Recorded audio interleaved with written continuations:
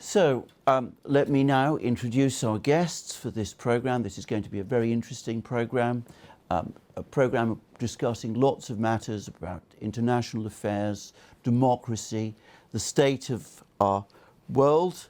Can I first of all introduce Thierry Baudet, a member of the Dutch Parliament, leader of the Forum for Democracy, a political party in the Netherlands, but also an international grouping of people concerned about the state of democracy.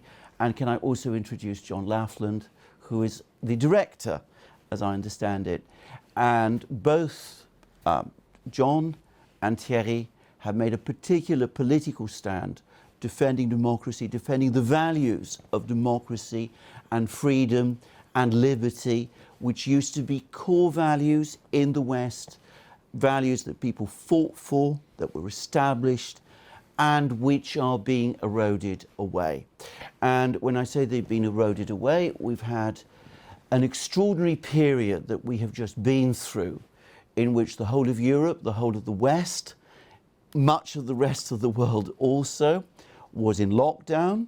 People were placed in effective detention, often in their own homes, unable to conduct their businesses, unable to live their lives, and severely criticised and subjected to legal action if they protested or spoke out against what was done to them. And this is all related to a pandemic. Of course, we've had many pandemics in the past. Nothing like this has ever happened in the modern world before, but it did happen on this occasion. And it happened internationally, and it also took place nationally. It was also enforced by national governments, all without exception, with great rigour. And both John and Thierry, both scholars, I should say, they've written wonderful books on many subjects. They've looked into this subject. They are involved in a political movement, which is the only political movement across the Western world, in effect, that challenged right from the start, throughout every aspect of this enormous restriction and denial of liberty. And that is the first point, I think, where we will start, because in a way it was both symptomatic of where we're going, and also it was a further catalyst accelerating the trend to where we're going. And Thierry, if I may start with you, you've written a book on this topic. Perhaps you could introduce us, tell us a little bit about the book, and then we can perhaps explore this subject in a little more detail. Thank you. Well, thank you for inviting me and inviting us. It's a real pleasure. I've been a follower and admirer of the Duran for some time, and indeed it's quite exciting to be able to present the book with you today, because it's appearing this August, this summer. The COVID Conspiracy was a #1 bestseller in the Netherlands, so it gained quite some readership, and I really hope that an international readership will also be interested in this story, because what I try to tell is of much greater importance than just the situation in the Netherlands. As you rightly said in your introduction, this was obviously a global phenomenon. And the interesting thing about it, I would say there are two elements in this COVID craze, this COVID mystique that has taken over political and social life during at least 2 years, from January, February 2020 till the moment when Vladimir Putin obviously cured COVID when he invaded Ukraine. Was that very day COVID was over, miraculously. But okay, so during those 2 years, we witnessed effectively two things. The first is that all societal checks and balances, not merely formal checks and balances in terms of fundamental rights, freedom rights, an independent judiciary, parliamentary restrictions on what the executive branch may or may not do. All these formal checks and balances of a democracy vanished overnight. So the state operated as one block, imposing these restrictions which indeed have not been imposed since the dawn of time, essentially. But also, not just these formal checks and balances, but also the informal, the material checks and balances of a free society stopped functioning. Journalists were of one opinion only. They silenced every critical voice.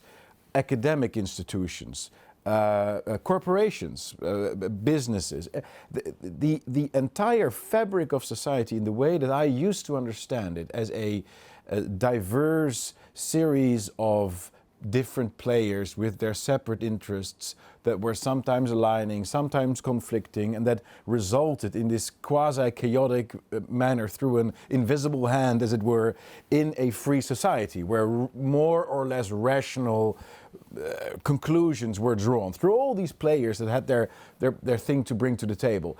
This vanished. From February/March 2020 onwards, there was one narrative that was pushed across the board. Lockdowns work to limit the spread of disease such as that.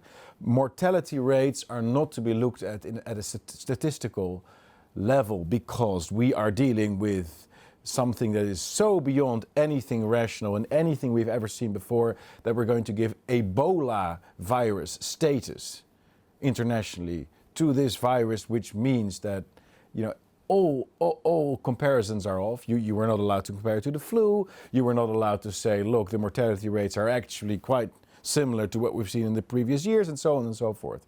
You were not allowed, thirdly, to question the vaccine or the efficiency of the vaccines or the very technology behind it, the mRNA technology, as a means to effectively vaccinate people against viruses. You know, these are all serious questions that up until January, February 2020, people were allowed to ask. And all of a sudden, the entire fabric of society, all institutions, overnight, they started pushing the same narrative. And that was extremely frightening to me, especially because this happened internationally. Not just in the Netherlands, but also here in Britain, in France, in the United States. There were a couple of governors here and there. In Sweden, you know, there were some people who were asking questions. There were some outliers here and there, but they were very, very marginal. And this was the case across mainstream media, as I said, academics, big corporations, the government institutions. They all went along with this story. And the second. So this was, for me, it was really, really a very, very shocking thing to realize. There was absolutely nothing you could do. Big tech, the formerly free internet stopped being free. I'm very aware that we're having this conversation right now, and it's possible that it's going to be taken down from YouTube, from Facebook, that the big tech platforms are going to say, no, you're not allowed to talk about it in such a way. So this and so it was not just the realization that all quasi-rational or countervailing procedures that used to exist stopped existing, but also that these irrational and even dictatorial, tyrannical policies that were being implemented were implemented internationally, globally. So the two conclusions that I drew from the COVID period were, first, okay, our free democratic society is effectively, it's maybe not dead, but it exists only at the mercy of the government. If the deep state behind the government, or whatever you want to call it, if they allow a free debate on a particular subject, then we'll have a free debate. But if they don't, everybody stands in line. Secondly, this is an international phenomenon. So we may believe that we live in sovereign nation states where we have parliaments, where they have discussions about things, and then the parliament decides A and another parliament decides B, so you have a concert of nations, that kind of thing. That's history. That's not the way the world apparently works, because this was implemented on the very same day, March 16, 2020, Britain, the Netherlands, Italy, France, they all went in lockdown. It's impossible, it's inconceivable that this was a sort of spontaneous decision. And thirdly, and perhaps even most frighteningly, I haven't mentioned it yet, but the sheer tyrannical nature and heartlessness and inhumane nature of the policies. We are being governed by people that are irrational, which is obvious. There was from April, May 2020 onwards, there was absolutely no discussion anymore. Professor Ioannidis, major studies, all confirmed by so many other scientists, of the mortality of COVID, which was comparable to the flu. There's no serious discussion about it. Secondly, lockdowns, they don't work to limit the spreading of diseases. There was from May, June onwards, it was the numbers were clear, the statistics were there. It was absolutely unarguable that it was working. Now, so on and so forth. So the irrationality of the decisions being taken, the international nature of these policies, and thirdly, the ability, apparently, of our institutions of authority, the decision makers, those in power, to implement policies that harm people to the extent that it has left elderly people to die alone. It has caused enormous numbers of depression amongst the youth. It has destroyed businesses on a scale that is just, we're still suffering from it, the consequences. These three realizations made me change my life, the course of my political party. It has changed my understanding of the world fundamentally, and I found myself to be the only elected politician in the Western world, as maybe even in the world, but I'm not that familiar with people in India, for example. There may be other, but I was literally the only one in Europe, in the EU, who opposed not merely, let's say, whether or not we should have a curfew that starts at 9 or 10 o'clock, or whether or not we should have social distancing of 90 centimeters or 1 meter 50, or whether or not we should mandate the vaccines or merely make them freely available if you choose so. No, but I fundamentally attacked the very idea that governments may impose lockdowns in the first place. This to me is just beyond the license of governments, beyond the rights that governments have. And I attacked the mortality rates. I criticized the idea that it's equal to Ebola virus and so on. And I was literally the only one. So I felt, and I had huge, obviously a huge number of attacks. My party was the largest party in the polls. We had just topped the polls. We had won the Senate elections. I was on track to become a member of the Dutch government. I was, we were having drinks with former ministers. The former leader of the currently governing party had dinner with me, and he ordered a nice bottle of French white Burgundy. And he said, you can have any position you want. That was the energy I was in. And all of a sudden, I found myself to be the number one enemy of the state, the number one outcast in politics.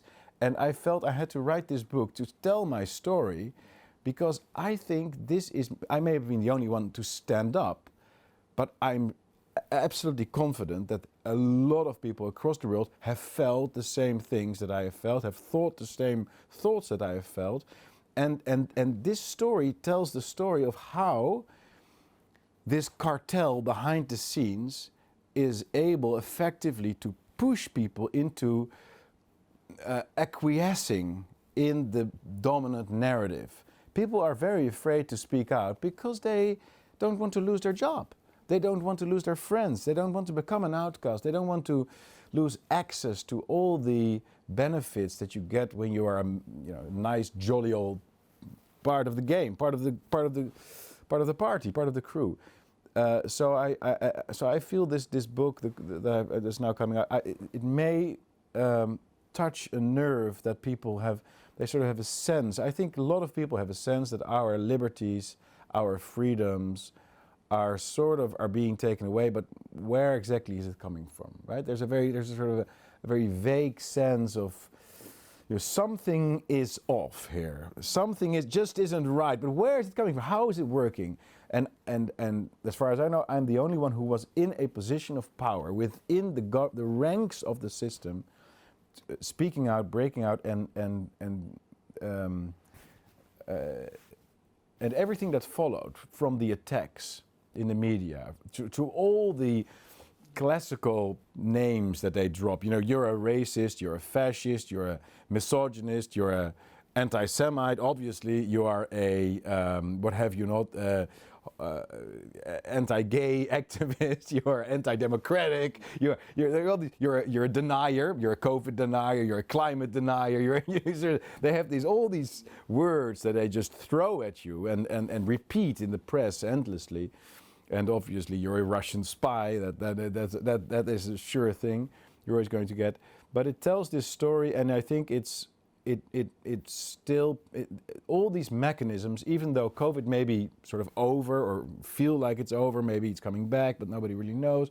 But it's essentially the same thing with the Ukraine situation. It's the same thing with the EU, the euro currency, CBDC that's coming for us, immigration, climate change. They have a way, and with they I mean the global international deep state, those who shape the dominant agenda. They have a very effective way to create the illusion of consensus.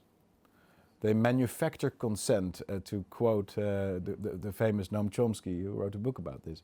They manufacture consent, and it is our job, and that's how I would like to make the bridge to John sitting here. It's our job to create a platform that counters this dominant narrative. We have to create a counter-narrative. And that is why during COVID, as I was fighting my fight in the Netherlands, and I wrote the book, and it was just within the Netherlands, it's a very vivid debate, and I think we are amongst the nation, and I do pride myself a little bit on having contributed to that a little bit, with the lowest number of support for the lockdowns, the lowest number of compliance with the lockdowns, and the lowest number of vaccination status. So the highest number of people that were sort of doubting, like, why are we doing this? What? So, and I think that's very important. So by creating a counter-narrative, you can actually change the general mood in the country. And I'm not saying that I was the only one to do that. Obviously, there were other people, great people in the Netherlands and elsewhere, Bobby Kennedy, international, other people. But this just does create a difference. And I felt, coming out of the COVID period, that we needed to sort of scale up and bring the openness of the debate in the Netherlands. And we have obviously a long tradition of publishing Montesquieu and Voltaire and Enlightenment books. And the Netherlands is sort of it's a country where sometimes new things come up. We had to create a platform to push this to an international level. And that's when I reached out to John. John has been an old friend and someone I've been admiring for many, many years. I consider him, he's the intellectual mastermind behind Brexit. He has written the book on sovereignty, which is called The Tainted Source, and everybody should read that. He's written great works on international law. And I really felt that someone like him, or actually just him, he should do this. We should do this together. And that's why it's also exciting to be in podcasts together and to reach out. And I hope if people see this and if they listen to this, they might want to reach out to us, and perhaps we can organize a conference soon. And it would be wonderful if you would be there. We really need to create this because and that's the final point I'll make, and then I'll shut up and you can say whatever you want. But the conservatards, as I call them, the mainstream conservative movement, or the established right, the mainstream right, has really betrayed us. It's clear now that this is the place where we both come from. We come from a sort of mainstream conservative right, and I know you come from a different place, and that's why it's so exciting that people like us are now sort of having a conversation. We're like, oh, hey, we agree on this, we agree on that. That's very interesting. But the mainstream right has really shown its uselessness when it comes to defending the actual principles that we're fighting for. So what we need to do is create something new, create a new movement. And the term that I've sort of come up with is the Global Anti-Globalist Alliance. That's the sort of that's the line along which I'm thinking, and that includes obviously the defense of sovereignty, but also of national currency. Therefore, it's an opposition against CBDC, now, and so on and so forth. So these are just the grand contours of where I am and how all of this came about. And can I say there's a lot of all of that is in the book, but also other things. And I mean things like, for example, and if I can come to you, John, the collapse of law. Because what has happened, what Thierry is describing, would not be possible without the collapse of law. And the collapse of law has been underway for some time. Now, I used to work in the Royal Courts of Justice in London. I was right at the heart of the legal system. I used to work with judges, High Court judges, people who it would have been inconceivable to me once upon a time that they would be parties to this sort of thing. And yet they were. They let it happen. They're letting lots of other things happen too. With every day that passes, I see decisions coming out of courts which, as legal decisions, I generally, truly do not understand. And in my opinion, it started again through quasi-international courts, as they're called. I remember reading many years ago a book that you wrote about the trial of Slobodan Milosevic. Yeah. And you discussed there the whole way in which the Hague Tribunal that was looking into war crimes in Yugoslavia, it was set up in a very strange way. It was changing precedents all the time.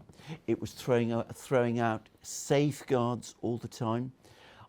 I know some of the people who are working in those kind of international courts, tribunals. I've had arguments with them. And what is frightening to me is how the culture that started there in those very international institutions, and this is where we're going to come to the topic of sovereignty and the disappearance of sovereignty.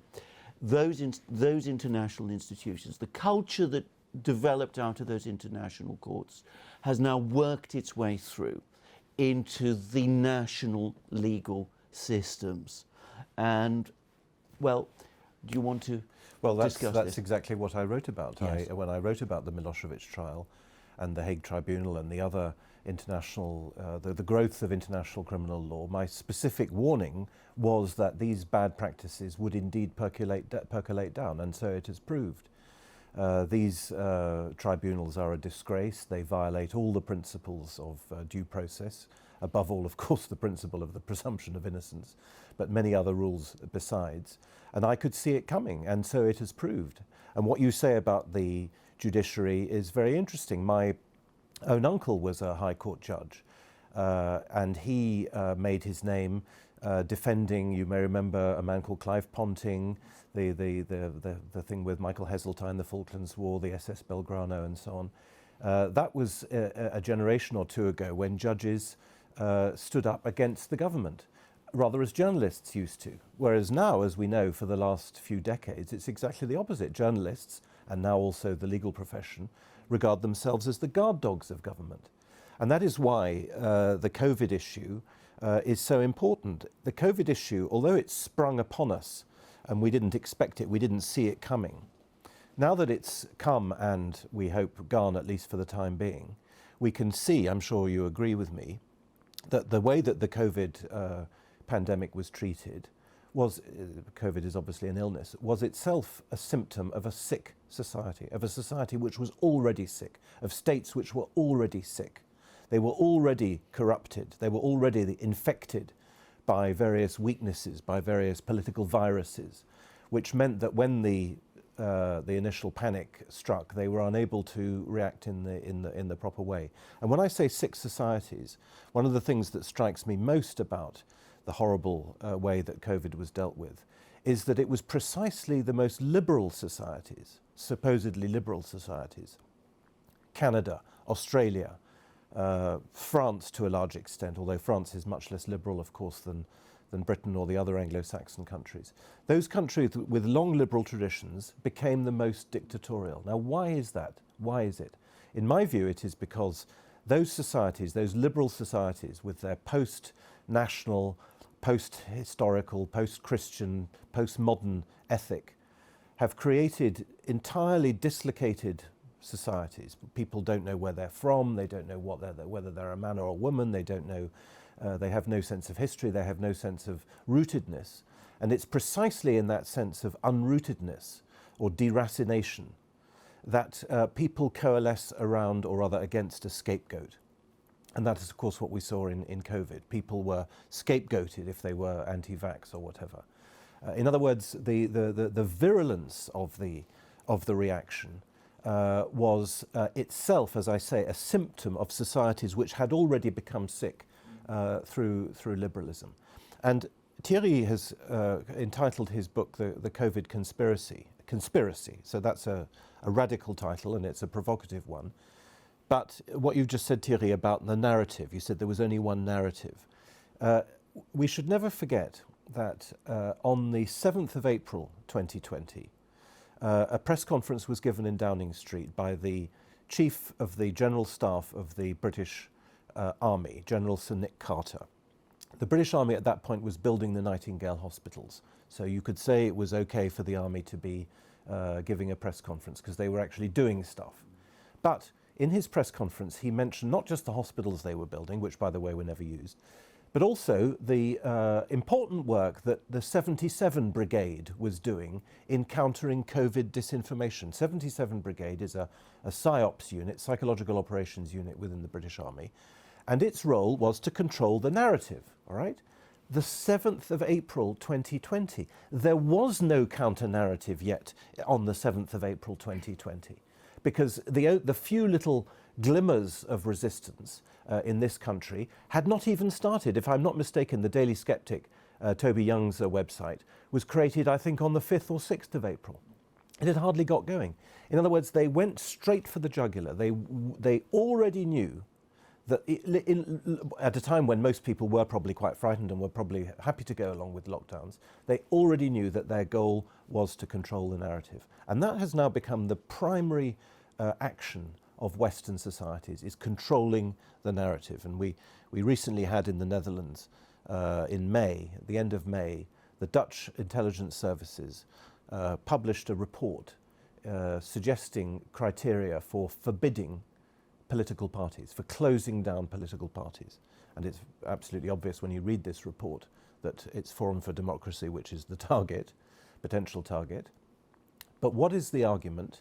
The argument is that it doesn't mention Forum for Democracy, but a danger to democracy is posed if there are narratives, if people believe certain narratives, in this case that there is an evil global elite governing the world.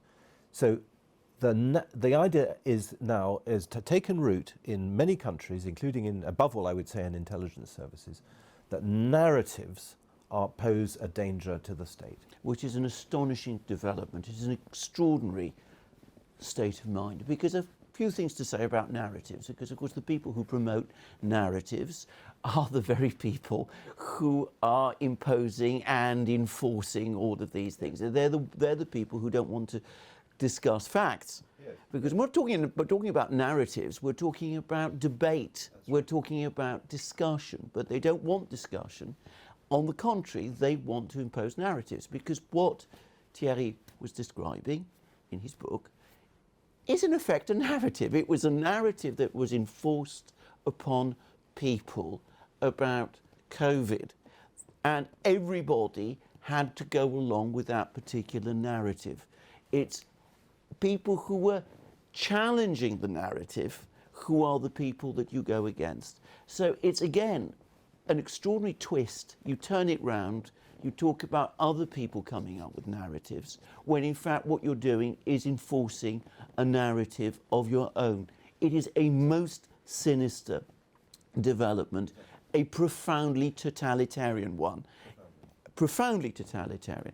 The other thing is, and this is again very symptomatic of totalitarian thinking, is the use of science, or at least what is called science. The abuse, the abuse of science. Remember how scientific Marxism was used to implement Soviet policies, because it's the same thing. Absolutely. So you say this is a scientific position, therefore anybody who challenges this position is by definition irrational, is not in tune with modern realities, cannot argue with experts, cannot debate with experts, because you're not yourself an expert, and you must always follow the expert view.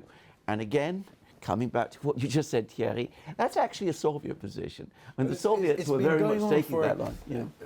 It's been going on for quite some time. I did my PhD on sovereignty, and I was writing a lot about the implementation of the euro currency. And the interesting thing was that when I was starting to debate this subject, and this was in between 2006 and let's say 2016.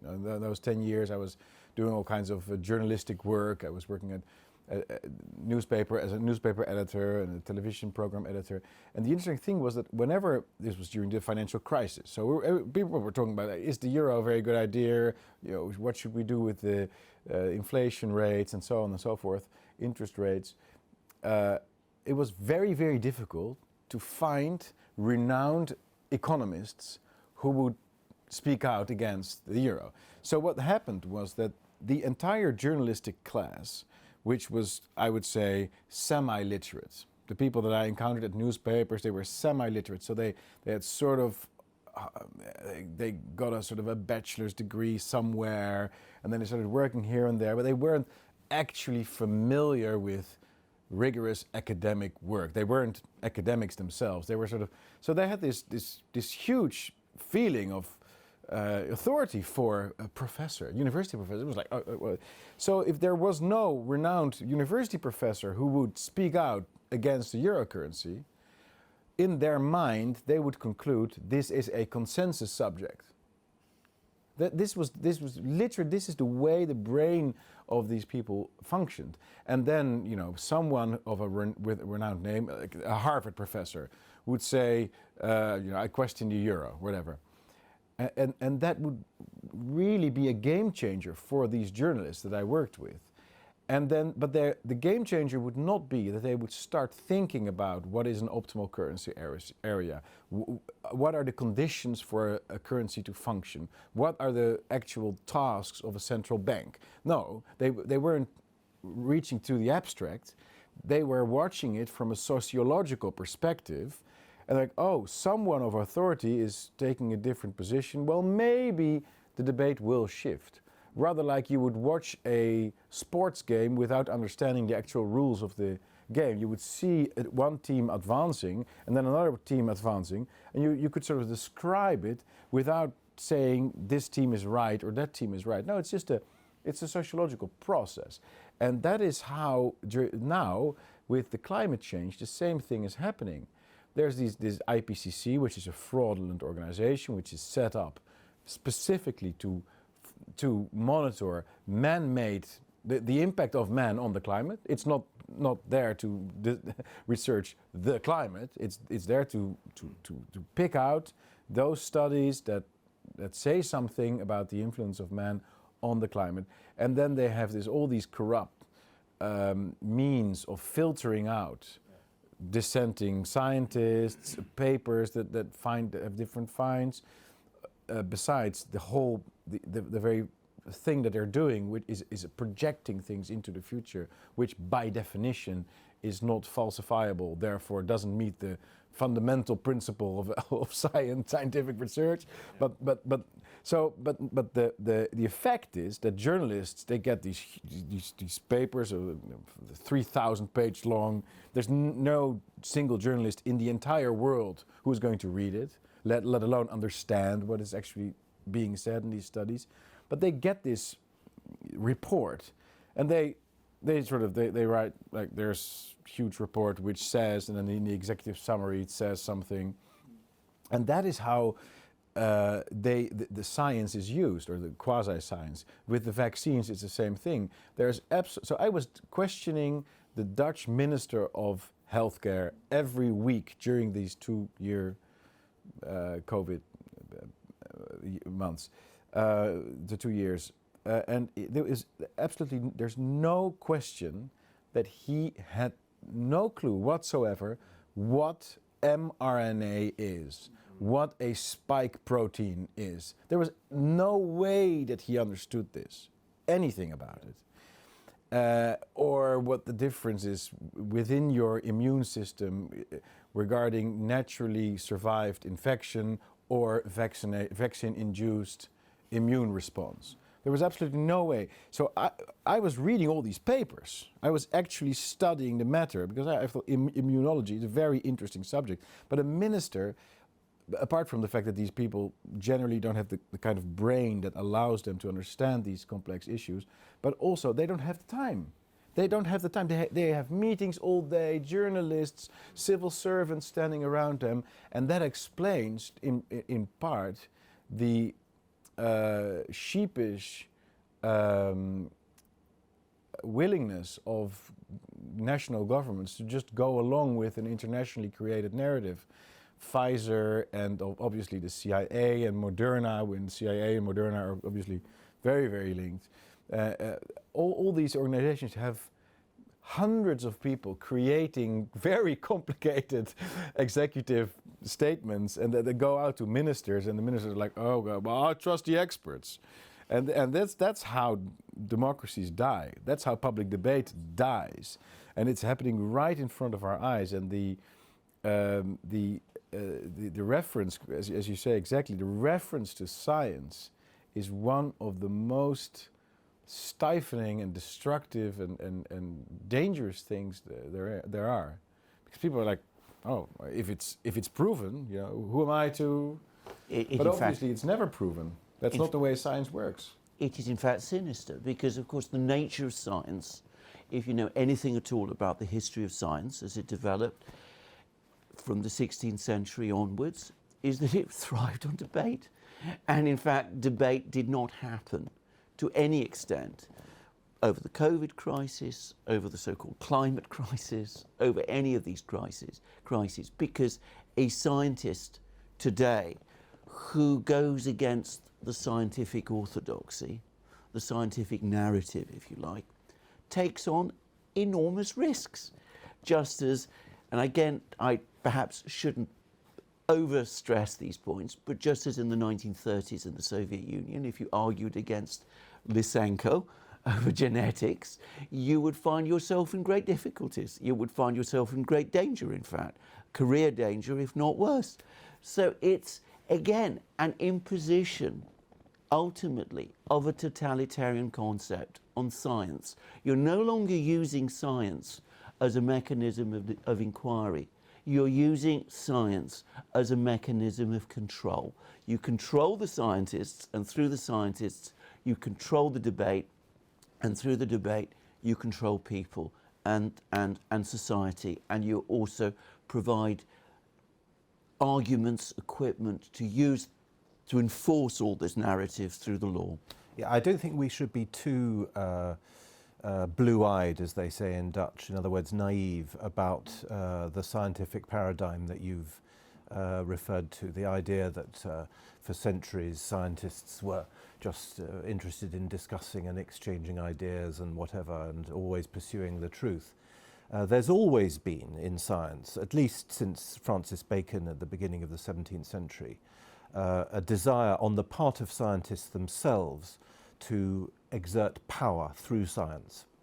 Francis Bacon wrote in 1605 that the purpose of science was to control nature and to establish man's control over nature. Man would no longer be the victim or the subject of nature, but would instead establish control over it. And if you think about it, throughout history from that point onwards, and possibly even since before then, literary figures and commentators have been very aware of the dangers of government by scientists. It's in Gulliver's Travels. It's in what's he called, Karl Čapek's book about when robots take over the world. Yes, of course. You know, there are many examples of this. There's Brave New World, obviously, Frankenstein. Yes. And I mention that not just as to make an academic digression, but because in the case of COVID, Professor Neil Ferguson gave an interview a year after lockdown to the Times, and he said, "We didn't think lockdowns were possible. And then when we saw what was being done in Wuhan and then in Italy, we realized that it was possible." In other words, this was a scientist taking a political decision. Politics is the art of the possible. He thought it wasn't possible, then he realized it was possible, and so he went for it. With all the, I would say, cruelty that accrues to a scientist like him. Because, as it happens, Ferguson is not a medic. He doesn't have any expertise in medicine at all. He's not a doctor. He never cured people. He's a theoretical physicist and statistician who is predisposed, as are many other scientists, to regard, and including economists, to regard society as a machine, Yes, and not as an organism. absolutely. That is absolutely correct. Now, John, John, you talked about Thierry's book. You said the word conspiracy is a powerful one. Yeah. And it is. And I'm going to make here an observation based from personal experience, legal experience, because the way some people talk about conspiracies is they give the impression that there are never things like conspiracies. Now, any lawyer who's worked in the legal system knows that conspiracies exist. Yeah. They also know something else, which is that if everybody in a certain type of situation, say in a case, if everybody in the case is saying exactly the same thing, that is, and I again speak from experience here, that is an almost definite clue that you are dealing with some kind of conspiracy. Because people do not always automatically say the same thing, even when they are predisposed to agree with each other, unless there's some sort of something going on. There will always be differences, there will always be nuances, there will always be disagreements, there will be dissonances. I'm sure you've all seen, you will know the famous Japanese film about, you know, the people, the murder, in which everybody sees it from a different angle, but they're all describing essentially the same event. If you actually analyse it, they're describing the same event. But if everybody says the same thing, that is usually a sign of conspiracy. And I have to say that it's becoming very difficult, even for somebody as generally skeptical as I like to believe myself to be, to avoid the evidence, the mounting evidence, that we are seeing concerted moves at some level. And we come back to the point that both of you are making about sovereignties. Because if you are doing away with sovereignty, you're doing away with that fundamental mechanism of control which has existed within the only functioning systems that we've ever had that have led to democracies, which are nation states. If things operate globally, internationally, as they have for COVID, climate change, whatever, the Ukraine war, we'll come to that, then you're dealing with unaccountable people. And when you have dealing with unaccountable people, you can't control them. And that, in effect, fosters a culture where, in my opinion, conspiracies can happen and can seep their way down. What are your thoughts about this? If I may briefly jump in there, I think you're absolutely right. Lawyers and the law deals with different companies that make plans. We know from world history that people are inclined to all kinds of evil things and include willing to lie for it, willing to conspire to achieve their several goals. And so the idea that the governments now, or any person or organization in power, is somehow entirely benign and there's never going to be some kind of plan to mislead the public or whatever, is quite absurd and testament to the actual power that I'm going to talk about it again, the deep state apparently has, because the word conspiracy, to label it is in a negative terms, derives directly from a CIA conspiracy. I'm not sure all your listeners will know this, but this has been widely documented. After the murder of JFK, the assassination of John F. Kennedy in 1963, obviously, those presenting alternative explanations to what had happened there, alternative to the dominant explanation, which was it was a lone wolf, was one guy shooting from above a warehouse. Everyone who had different experiences or theories about what might have happened was deemed a conspiracy theorist, and it was a very negative term, and you were effectively a lunatic, you were crazy, you were not to be taken seriously, and on with it. And so it has been revealed, with documents and everything included, that this was a deliberate operation, a PSYOP as it's called, a psychological, sociological operation by the CIA to re-establish faith in the government institutions, in the Secret Service, in the system, as it were. So we are effectively dealing with some, and that's also why I wanted this word in the book, because it's a defiance. It's an act of defiance to use this word against the dominant narrative. There we have it again. That talking about conspiracies is somehow something that is beyond the acceptable. Now, when it comes to the actual COVID situation, I think it's very important to understand that there is a very thin line between scenario planning and conspiring. And I would like to elaborate a little bit on this point, because I'm not sure how often people make this distinction, but it's very subtle, and it might even be that scenario planning turns into conspirating and vice versa in a sort of 50 Shades of Grey gradual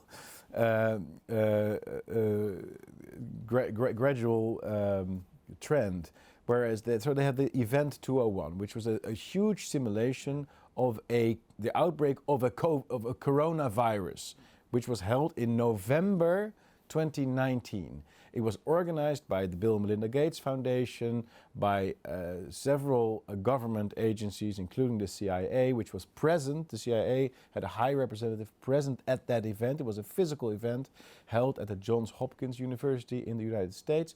And they simulated what would happen if a global coronavirus would break out. And they came up with all the conclusions, like lockdowns, face masks, vaccines, censoring different opinions, that were then implemented half a year ago. Now, is that a coincidence?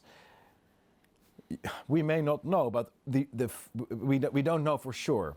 But it's the fact that such scenarios are being planned is already, as it were, putting an implicit conspiracy in place, you might say, to get governments, to get businesses aligned when such an event would happen. And there have been about 10 such simulation events.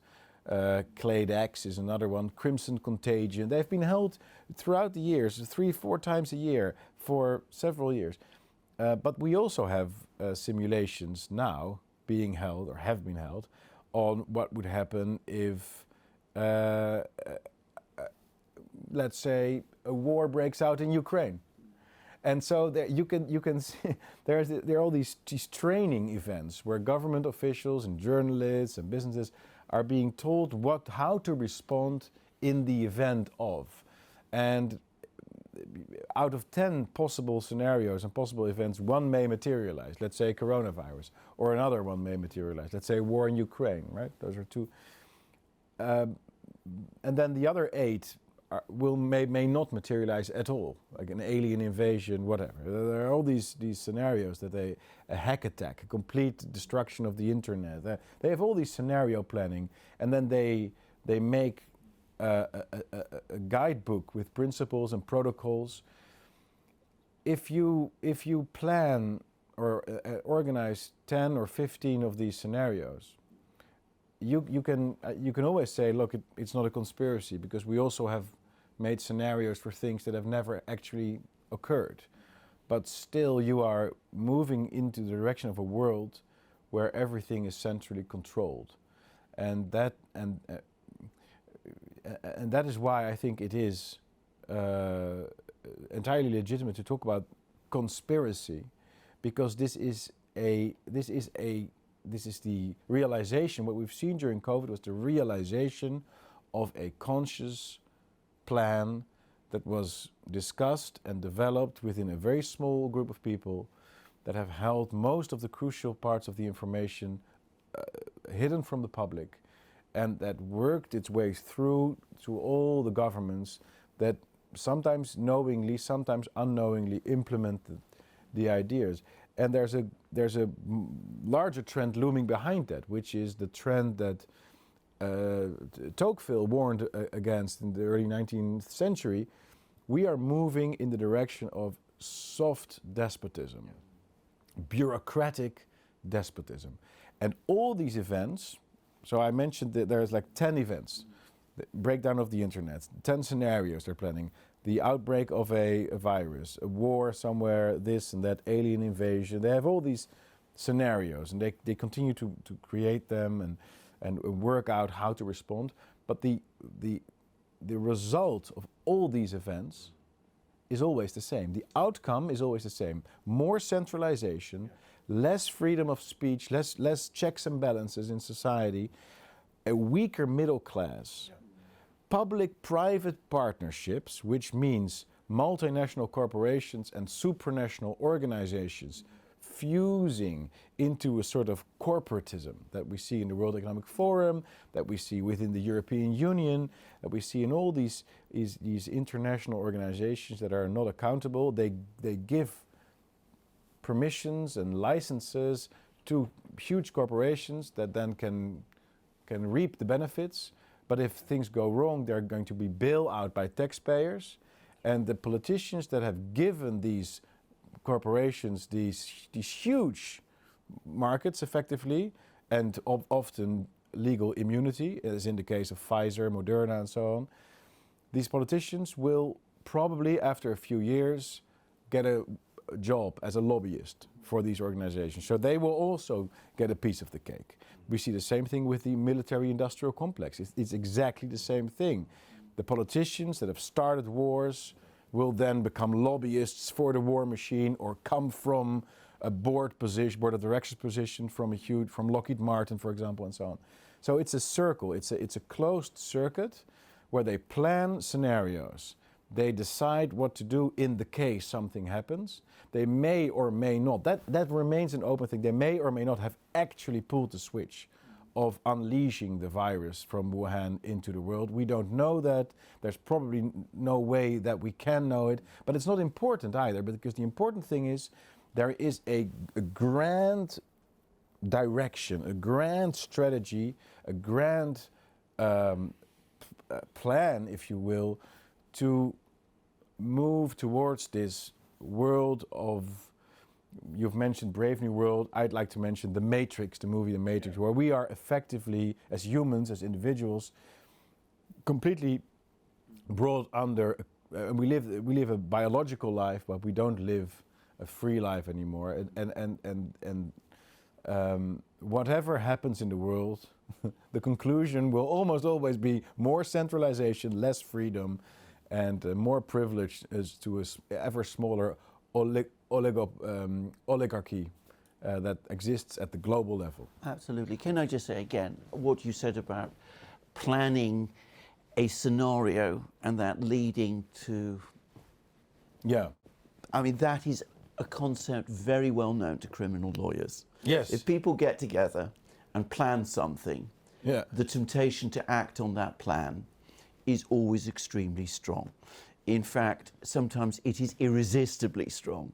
And again, I speak from experience. I have seen it happen. I've seen scenarios where precisely that thing took place. So there's nothing surprising about that. That shouldn't even be controversial. But it's also, I am a very unparticular, atypical politician. Normally, somebody goes into politics because they are interested in power. Yeah. I went into politics because I was interested in truth. Yeah. And that is a very odd thing for them. They are not in my colleagues, the people I meet in politics. I've hardly ever encountered a politician who was interested in what is actually going on in these situations. No, they're interested in how to use a certain situation to further their position, right? That is their activity.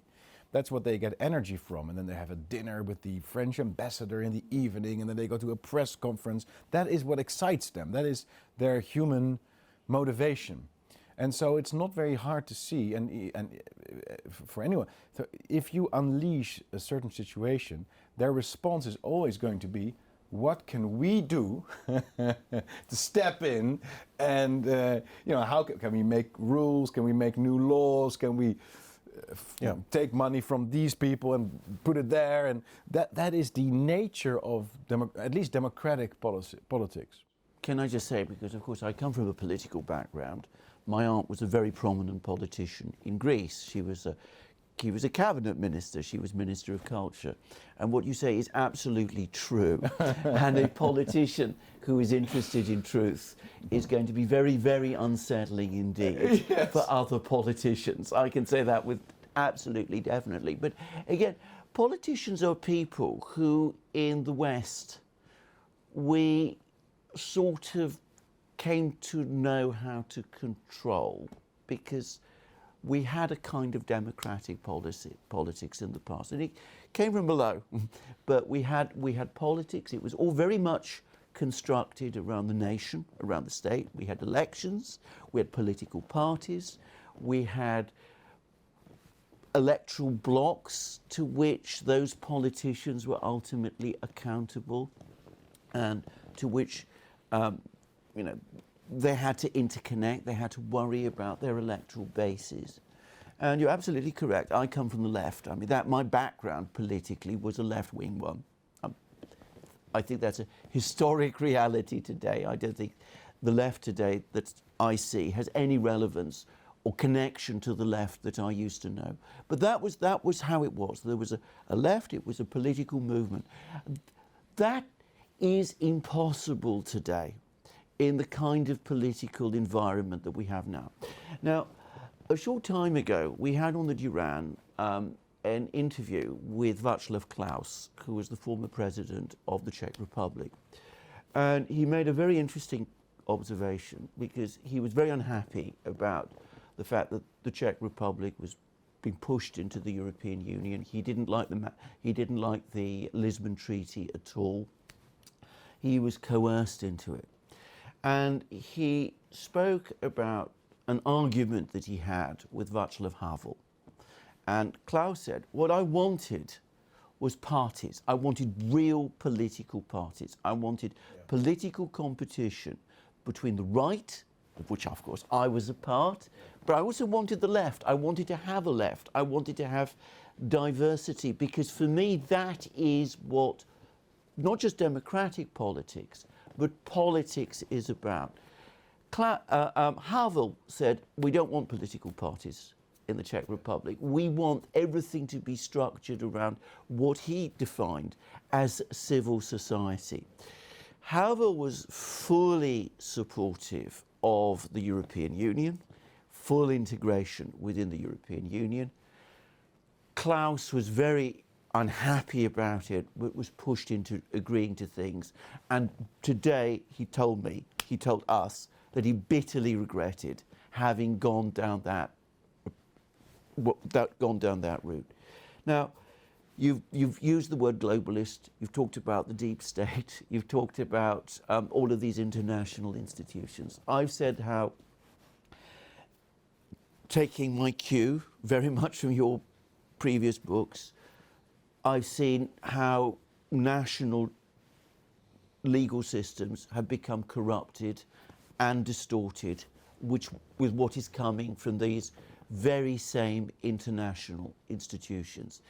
Is this internationalization of politics? Because ultimately the problem? Is that what is the problem? Because it's becoming an even worse problem. You said, Thierry, one thing that stood out for me, and it's absolutely true, about companies like Pfizer being given immunity protections before they did anything wrong. That's not a legal position, that's anti-legal position. That is actually anti-law. It's difficult to explain to people how completely contrary to the whole legal tradition that is. But is that where you do perhaps, John? Yes, I think, Thierry, I think this is where it's come internationalisation from? is actually the biggest problem. I think if you have to define the problem in a brief and easy to understand way, I don't have a problem with that. I think that's a good way of describing it, because the centralisation of power, the alienation of power into the hands of various cartels, whether they be international organisations or collusion between big companies and governments, whether national or international. This alienation of power is, of course, favoured by international bodies, because, as I've said many times in the books I've written about international tribunals, the key thing about an international organisation is that there is, of course, structurally no accountability. There's no possibility of accountability between the decisions that that body takes and the people over whom it has power. So if, to take an example, if a war crimes indictment triggers a revolution in a country, so let's say the war crimes indictment of Gaddafi triggered a revolution and a civil war in Libya in 2011, aided of course by NATO, the International Criminal Court, which by issuing the arrest warrant against Gaddafi, of course, explicitly, I won't even say implicitly, explicitly supported NATO. Is there any blowback for the 10 years of civil war, more than 10 years now, for the hundreds of thousands of people who have died? Of course not, because structurally there is a structural disconnect. And the fact that it's a legal body is, in a sense, irrelevant. What I mean by that is that you have the same structural disconnect, of course, with the World Health Organization or the European Commission or whatever. But unlike in a national system, okay, judges, of course, are always independent. They're not, apart from in some countries, they're not elected or whatever, but they're independent, but on the contrary, they're independent in their functions. But if there is a dysfunctioning somewhere in the legal system, they are, of course, embedded within the overall constitution of a state. And so one hopes that the legislature and the government can correct whatever dysfunctionality it is. So, for instance, take the British case, they could rescind the Human Rights Act or whatever. They can take some decision to bring the judicial system back under control. But of course, that mechanism simply doesn't exist. And yes, I think internationalization is also a problem in the sense that we were talking about conspiracies a moment ago. When you look, and I mentioned this recently in a lecture in Amsterdam, when you look at the documents about the creation of the CIA in the period 1945, 1946, 1947. I just mentioned the CIA because it's the intelligence agency that everyone's heard of, but there are in fact 17 intelligence agencies in the United States. There isn't just one, there are 17. But when you look at the documents, the various minutes and so on behind the creation of the CIA, you can see that the whole purpose of the CIA was not to collect intelligence at all. That was absolutely not its purpose and never has been its activity. It was, on the contrary, to conduct psychological operations, to influence the narrative, to penetrate the left, because within the context of the Cold War they wanted, of course, to neutralize the left, which they succeeded. Francis Stoner Saunders' fantastic book on the cultural Cold War shows all this. And of course, it was masquerading, the CIA, like the other intelligence agencies, as something directed to abroad. So it was an element of foreign policy, if you like. It was an element of international policy. So that is another example of how internationalization corrupts. And of course, these organizations work on the need-to-know principle. So if the President of the United States says, we would like to see then the CIA responds, sorry, Mr. President, you don't have need to know. That's right. And nobody controls them. There's absolutely no control over their powers. And incrementally over the decades, because we began our conversation about COVID, but prior to COVID, for I would say at least 2 decades prior to COVID, so let's say from the 2000s onwards, probably from the 1990s onwards, there had been, I would say, for several decades, there had been no more disagreement about foreign policy. It started in foreign policy. So in the Vietnam War, in the 70s, some people were in favor of fighting communism and other people were against the Vietnam War. There was a big debate about it. By the time you got to the Balkan Wars of the 1990s, there was only one narrative. If you read the Daily Telegraph or the Guardian, you found exactly the same position. And that unanimity, that single narrative, which we now see, as I say, in health policy and in climate and other things, that started in foreign policy. Because the foreign policy establishment, like the intelligence establishment, like international organizations, and ultimately like big corporations, they can act with impunity because they can impose things, so to take the case of the Americans, on other countries.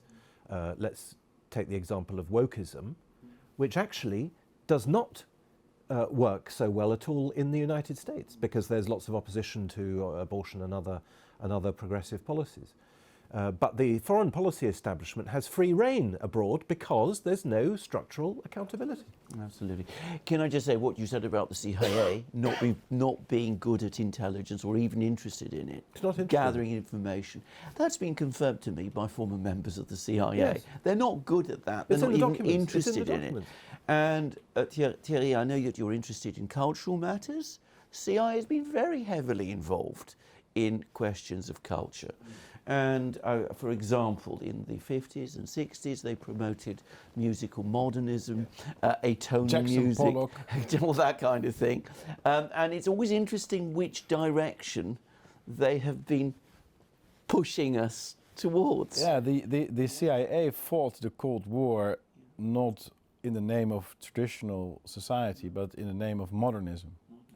The West was going to be more modern, more progressive than the Soviet Union. That was the narrative, and now we're stuck with a society that is deeply infected by what I tend to call cultural Marxism. So you had economic Marxism behind the Iron Curtain, obviously, but you had cultural Marxism, which penetrated the CIA through the Frankfurt School. This is also well documented. The thinkers of the Frankfurt School that created the cultural Marxism, which believed ultimately that if Europe wouldn't do away with the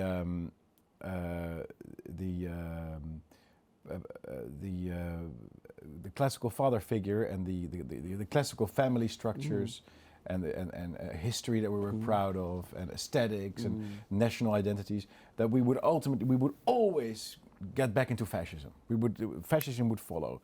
Where a traditional family exists, there fascism will follow. That was the basic, which I think is a ridiculous conspiracy theory, if I may use the word in that context right now. But that is what they believed, and that penetrated completely the cultural, academic world of the West after the war, but also the Secret Service, and it was part of the denazification plan of the Allies, essentially, of the America primarily, but also Britain, to make sure that no German would ever march on tonal music again. That's why Karl-Heinz Stockhausen was promoted, who was I'm not sure everybody knows, but was a real an extreme promoter of atonal music that was impossible to listen to and breaks every glass that is nearby. But he was promoted to be the head of one of the most influential musical institutes in Germany, and modern architecture was promoted, modern abstract expressionism in the arts was promoted, and also a very liberal sexual morality, which followed directly from the work of people like Herbert Marcuse, who believed that if we don't liberate the sexuality of the man, then through the Oedipal complex, he will ultimately become a fascist again. And that is also why in the authoritarian personality, which is a huge studies that another member of the Frankfurt School, his name was Adorno, undertook, an empirical study, a huge emphasis was placed on the sexual life of, quote unquote, fascist-minded people, which were right-wing people, traditionalist people.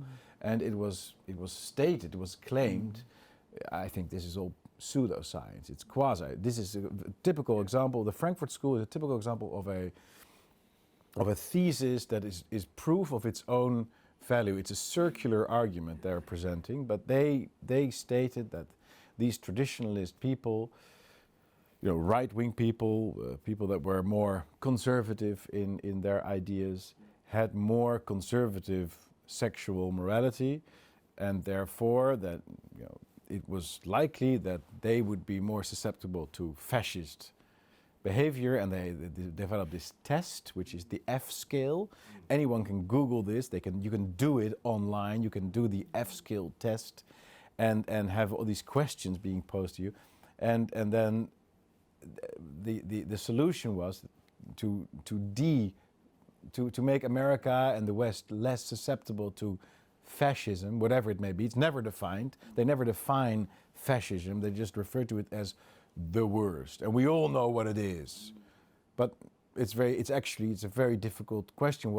How to define fascism? What really happened during the Second World War in terms of ideological clashes? And wouldn't you say that the essence of fascism is really corporatism, which is public-private partnerships? Hey, that is interesting. Wow.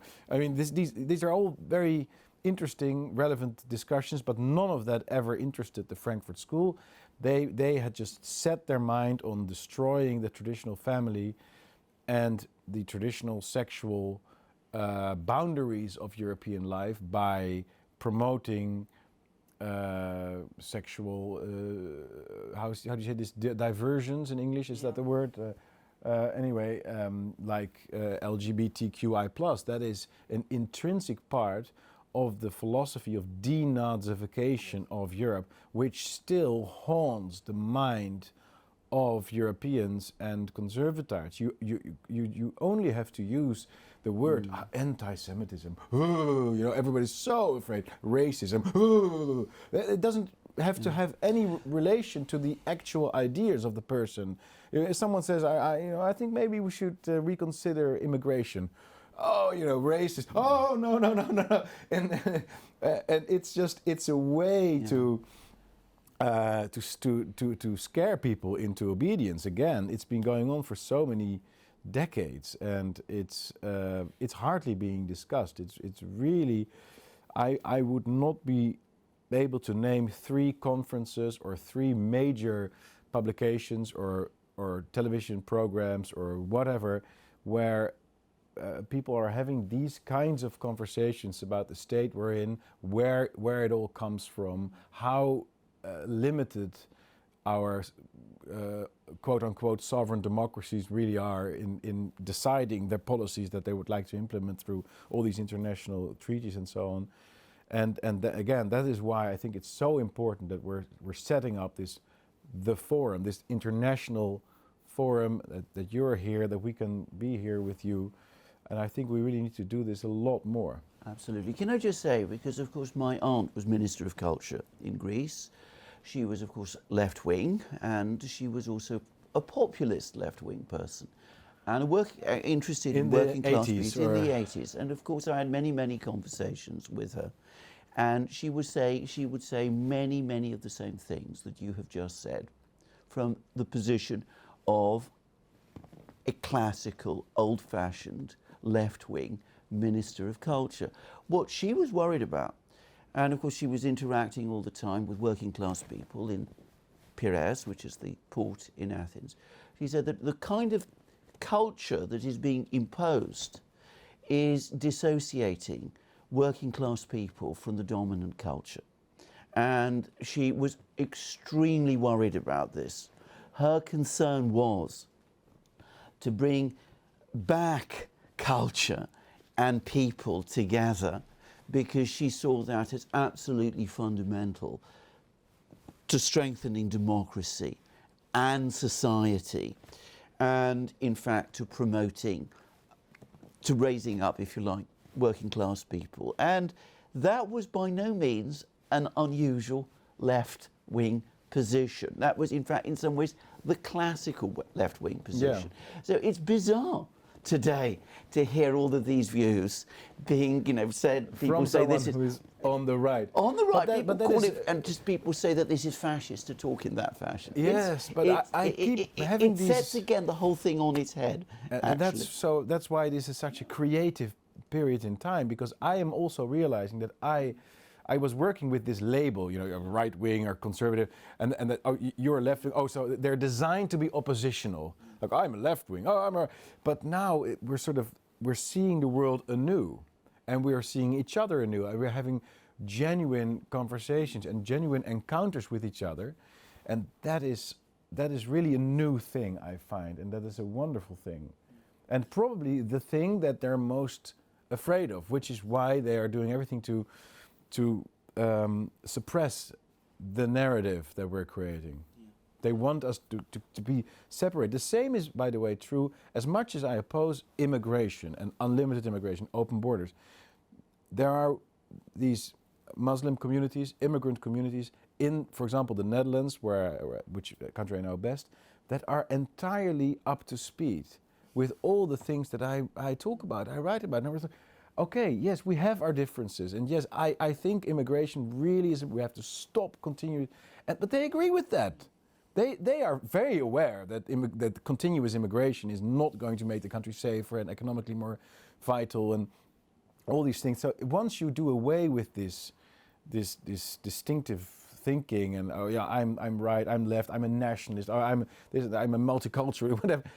You are actually forming a real alliance, and I think sometimes in my darkest, most conspiratorial moments, I think that is the thing they're most afraid of, that we are reaching out to each other and making friends and seeing the real issue and the bigger enemies that we have to deal with, and the bigger issues. Absolutely. Shall we talk a bit about foreign policy, because foreign policy is central to this whole thing. We're now in a period of extreme international tension. There's no debate about this. This is completely the same as what we've been hearing about all the other topics. We can't really debate foreign policy. It's very, very dangerous to come out and take a stance against the militarization of our relationships in Europe.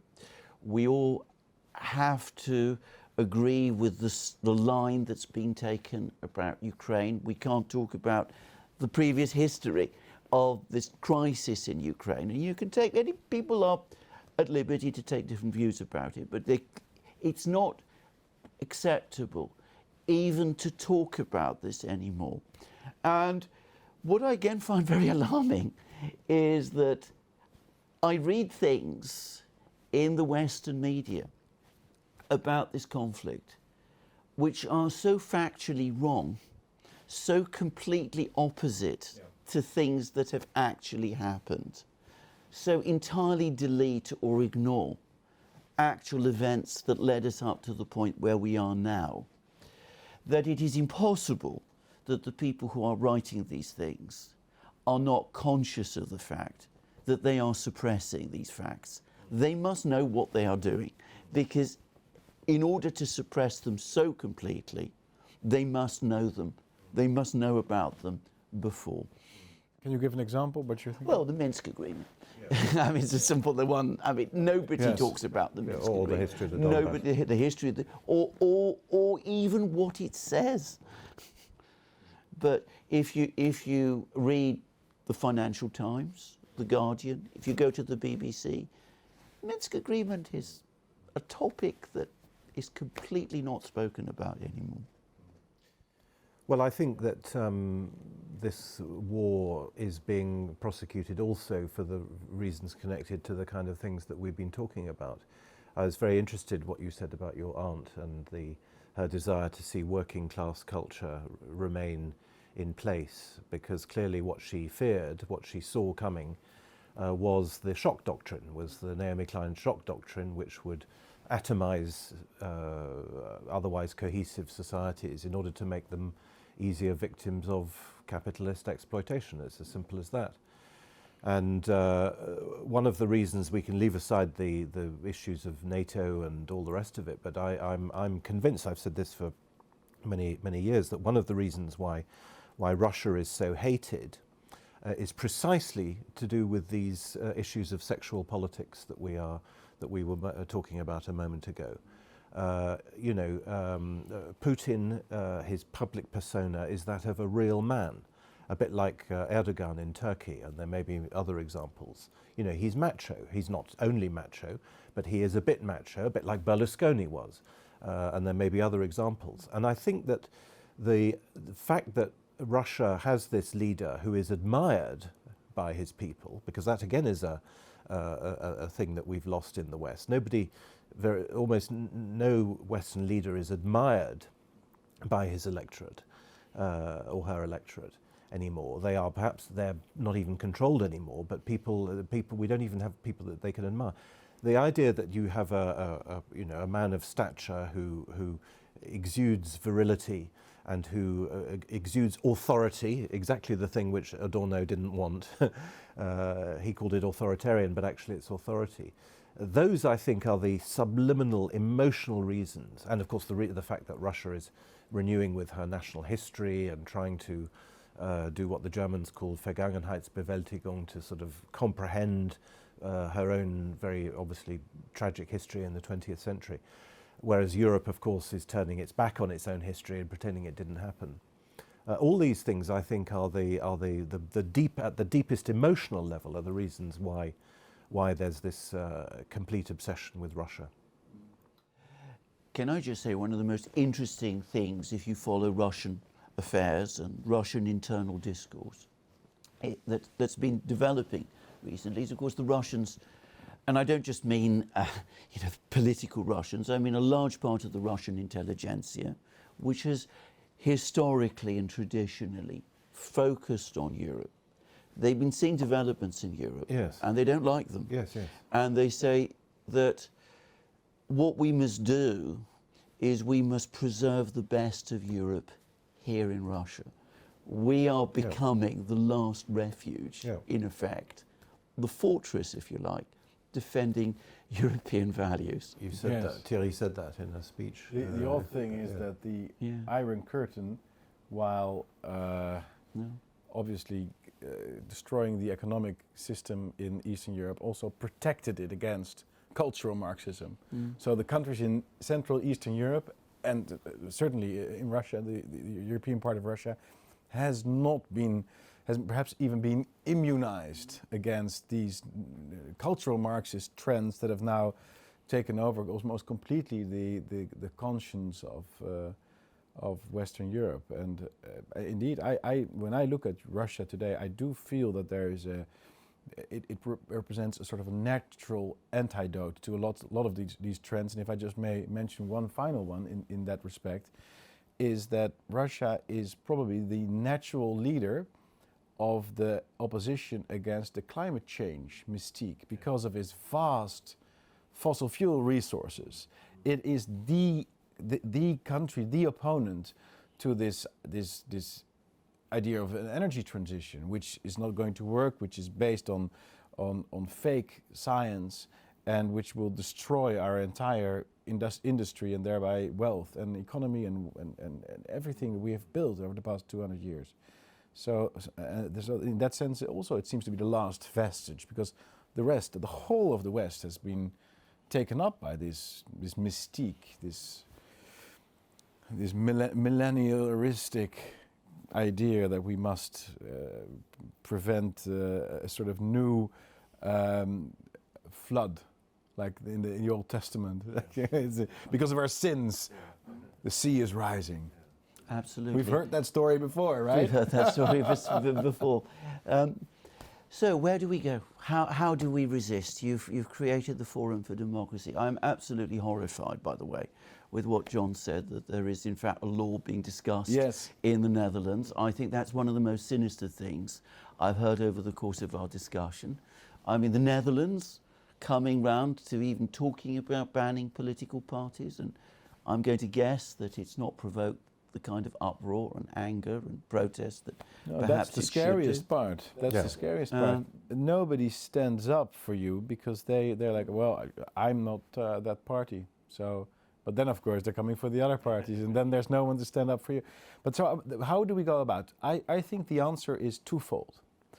Firstly, it is absolutely essential to create platforms such as yours, but perhaps also John and I are going to create more platforms. Perhaps we're going to try to organize at least once a year a big conference where anti-globalist, if I may, just for the time being, perhaps we can work with that term. People like us, like-minded people from the left and the right, previous left and right, can come together and discuss this, but also podcasts and so on. This is essential, and that's also how I use Parliament, because it's a platform. It's a place where I can speak to the nation and reach people and hopefully get them to think about these things and think differently about them. And we publish books and so on and so forth. So that's the first thing. The second is that we are building a network that is social and economic. We have launched an app on your iPhone, which is the Forum app, and we're now working on internationalizing it, so making it available, accessible to people from other countries, where you can offer services, you can set up your web shop, you can offer products, you can get your house on like an Airbnb network, you can go on dates. We have a sort of Tinder function, we have a chat function, all these things. And this is specifically to build the network because people don't come together, as Robert Nisbet, the sociologist, famously said, simply to discuss things. They come together to do things. You need to create a social and economic framework, which is, I mean, this app is just one example. There are obviously others, and the term for that may be a parallel society. We need to start buying stuff from each other, hiring each other's services. We need to make sure we have some infrastructure, perhaps a bank. God knows how urgent that is if you see what happens to my friend Nigel Farage, who has just been debanked in the UK. Can you imagine, for political reasons? If it happened to him, it may happen to all of us. Absolutely. Nobody is safe with our money. And this is going to happen with all these services, essential services that we need, like applying for a job. It's very difficult for students who are, for example, not vaccinated, to find an internship somewhere, find a job. We need to get our network together, and we need to start realizing, again, I said this before, but we need to start realizing that we must help each other. And that is something that, to my great disappointment, many people that I've met in my life that were like-minded, that had the same, directionally the same ideas, they were very unwilling to do that. The conservatives I've met, so in the past when I still defined myself as such, they were much more eager to get a tap on the back from the establishment, from the left even, than to help another conservative. They were very willing to distance themselves, to disavow, and we should stop doing it, and completely. Just we are in the same boat, and we may agree or more or less with each other. Sometimes somebody does something where you say, "Oh, maybe I wouldn't have said it in such a way," but fundamentally, we should not go along with the cancel culture that is designed to play us out against each other. And I think through a social and economic framework, there can also be a real upside to this, because obviously this has a big downside. If you start to stand up to each other, you may also get a punch in the face. But if there's a real upside where we create a high trust network for people that that are not willing to stab each other in the back, then there's a real reason to be part of this club. And that may be strong enough to survive this flood, to stay in these biblical terms or in these climate change terms, this flood that is coming, this totalitarian flood that is going to run over us, which with almost unstoppable pace. But we may be able to resist it and ultimately be there to restructure, rebuild society after it. I'm confident if we do that we can resist it. I always say counsels of despair are always bad counsels. Yes. simply because this tide is coming. It doesn't mean that we're all going to drown in the flood. We can always build, our little places. And little platoon. Absolutely, we can come through. And John, Thierry calls you, I think, with good cause actually, as the intellectual force behind Brexit. You look a little embarrassed when we say that.